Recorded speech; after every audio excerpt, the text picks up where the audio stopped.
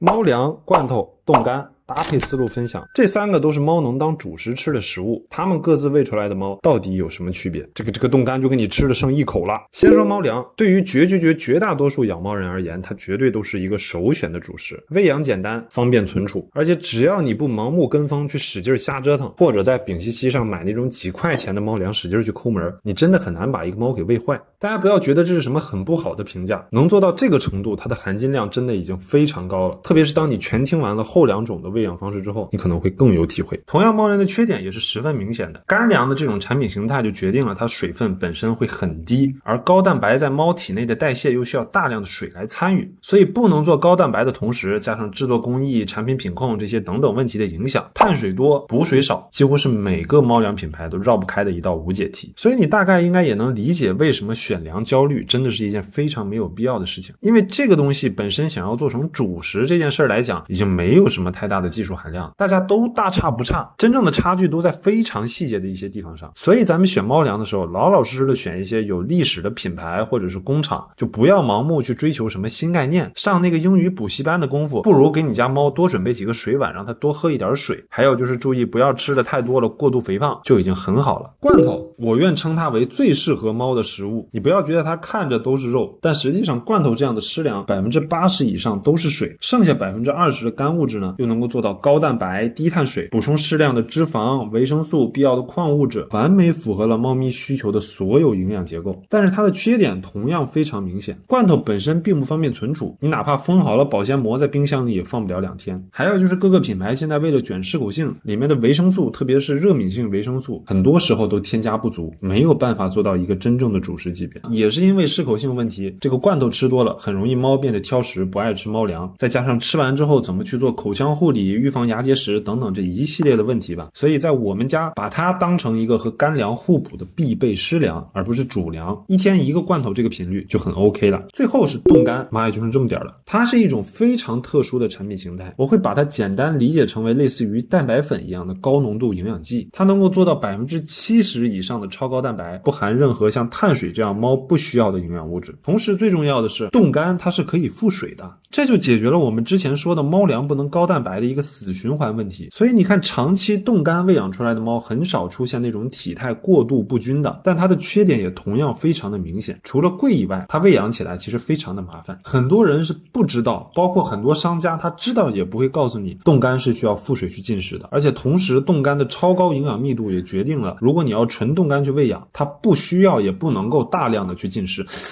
你这小孩，如果猫只吃它，就很容易不知道饱。本身你水补的就不够，小猫一叫，你又接着去喂它，甚至我见过最夸张的，直接冻干自助，那真的就是一件很可怕的事情。所以冻干虽然它最贵，但是同时它也是最容易给猫吃坏了的主食。所以这三个东西到底怎么搭配，大家心里都有答案了吗？